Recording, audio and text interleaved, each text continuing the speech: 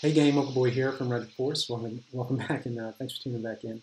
So yeah, we're wrapping up this war. We got matched up with the Nation Clan, and unfortunately, we did not squeak out this win. They ended up three-starring one of our low one stars for with Hogs, and it wasn't anything we could do. Push them past the tie and into the W category, but it is what it is. We are still tweaking our strategies. We've got a lot of guys working on swapping out that last 25 space with last 25 troop space with something else, and anything else, whether it's balloons or hogs or whatever, to take out the back nine, the way we call it. And there's a lot, there's been a lot of questions around whether or not Valks are really viable. And the question is the answer is yes, they are, but they need help because Valks do a phenomenal amount of damage, and they're paired up with a few heals. They can really run that endurance race that is a three-star battle. But the unfortunate thing is once everything is down and there are still walls, oh boy, unless you have something to take care of those walls, you're going to have a bad time. So in this particular case, a JM used 10, let me just pause this here. So 10 Valks, 3 Hogs for the lure, and then P.E.K.K.A.s and Wizards. So a go Vape strategy. But one of the things that you're going to see is that the P.E.K.K.A.s added next to nothing in terms of damage and damage potential for this raid because they did unfortunately wander. But as far as the lure was concerned, they were pretty old school. They had 2 wizards or 3 wizards and like a gobsmack of archers, and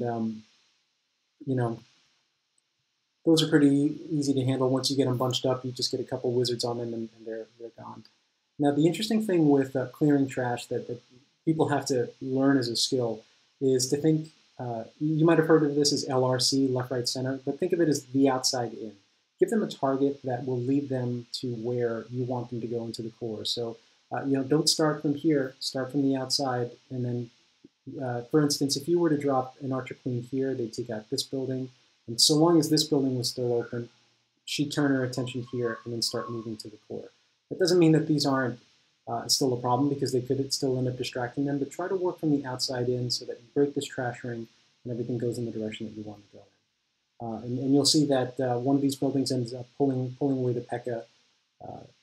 And they go for a Benny Hill walk around the base, but that's okay.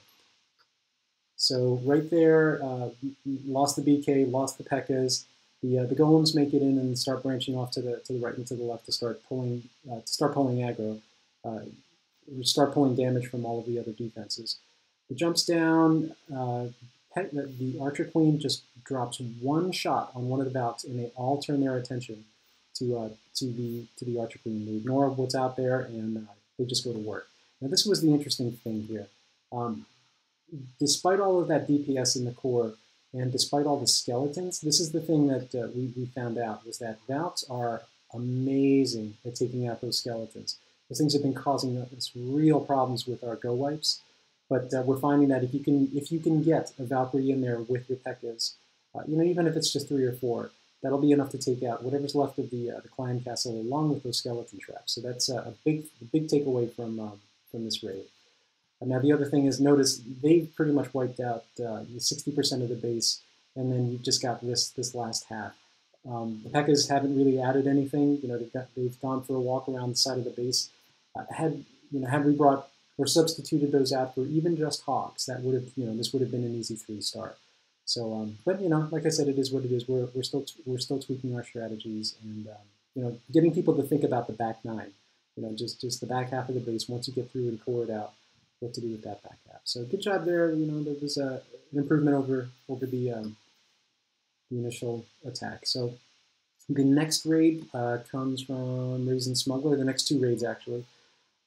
Let's see. This base was, I forget the. Oh, so this was a derivative of the turtle base, and this is a pretty popular base to holo.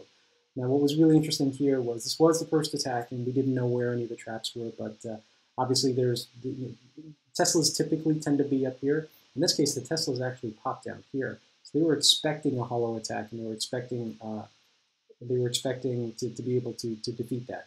Now, what was interesting about this attack is that she brought enough balloons that she was able to redirect them to where they needed to go you know what, I'll replay it. I'll do the replay, and you'll see exactly what I'm talking about. Because when the Teslas pop, you know, she's so fast on her feet that she was able to drop a couple extra balloons to make sure that they finish the deal here.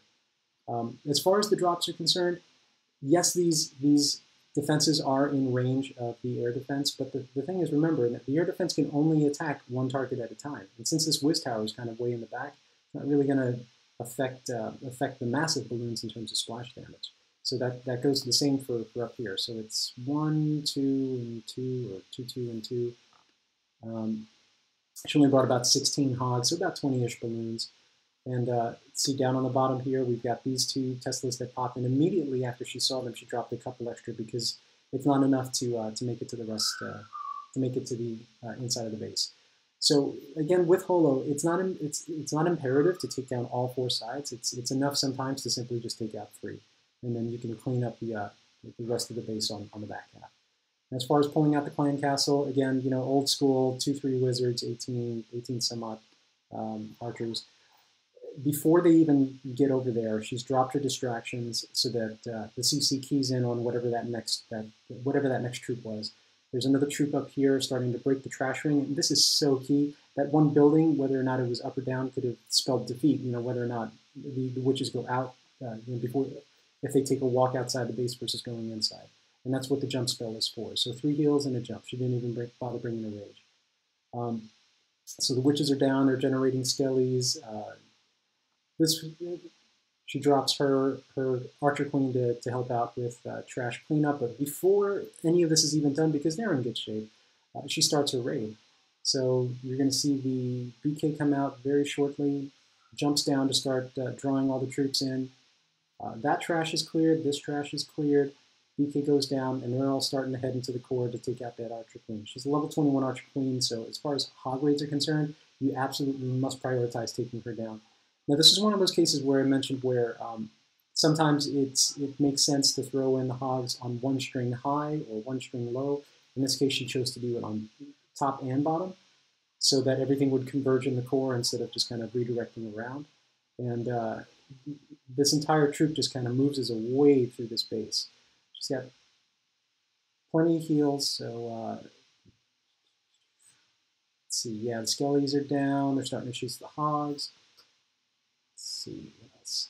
And after that, you know, once those last bit of defenses are down, she saved these 2 balloons to take out these Teslas, and that 1 balloon apiece is enough to take those out.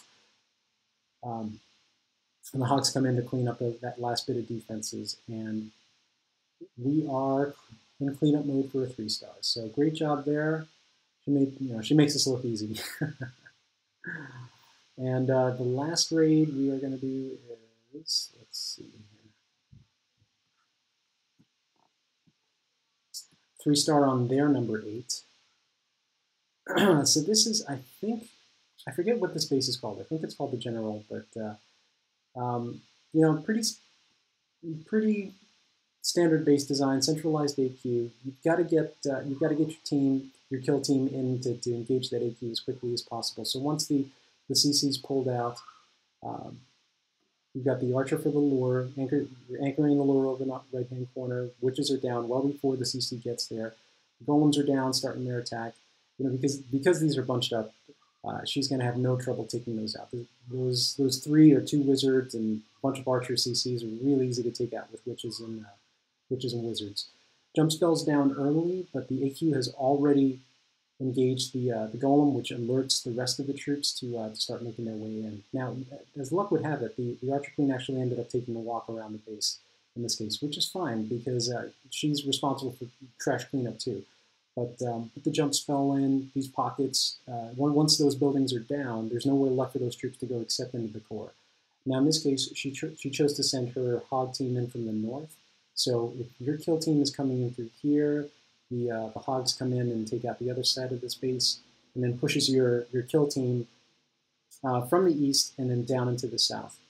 Now, I mean, this was a max base, so all of her hogs didn't survive, but they were able to take out enough of the defenses that the kill team was able to go in and finish off this base. Now, this is one of those reasons why. This is one of those reasons where it is absolutely essential that if you're going to be doing this, that your kill team survive, because they're going to be, in a lot of cases, responsible for cleanup once the hog raid is done.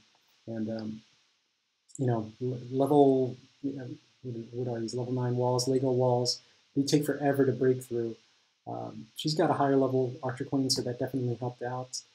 We've all been pushing our hero upgrades, just kind of put a pause on Town Hall upgrades, and we're trying to focus on our heroes. So yeah, those were the 3 raids. We're going into our next war.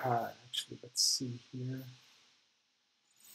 So the next war is, we are matched up with Australia GG. Now this is a tough war because we've got 8 Town Hall 10s, excuse me, and they have 14.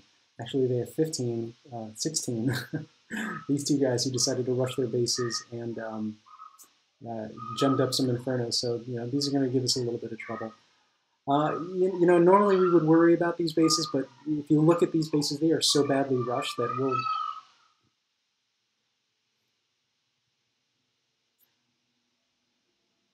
So yeah, just looking at these bases, I mean, they're so badly rushed. We're not going to have too much trouble taking out these bases, even with their Inferno towers. So we've definitely got the tools to take these guys out. So yeah, should be an interesting war, and definitely keep you guys updated once we make our way through these guys. All right, talk to you soon.